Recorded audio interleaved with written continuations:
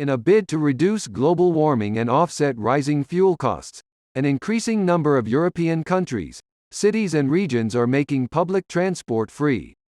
For years, experts and politicians have called for major changes in the transportation sector. While much of the motivation to foster public transport systems largely stemmed from a desire to curb climate change, the war in Ukraine has provided another reason. Using trains, trams and buses, rather than cars, Europeans would reduce their fuel consumption and thus the continent's dependence on Russian energy imports. Germany's lower house of parliament, the Bundestag, introduced a heavily discounted monthly transportation pass, letting people in Germany ride regional public transport for €9, about $9.65, per month in June, July and August.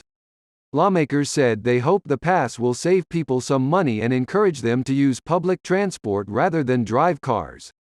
Last year, Germany's national railway company, Deutsche Bahn, recorded some 8 million passengers per day.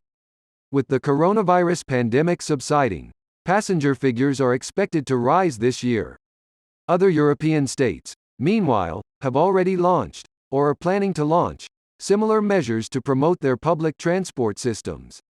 Luxembourg prides itself in being the first country in the world to offer nationwide free public transport. Since March 1, no one needs to buy a ticket to use the country's public transport network.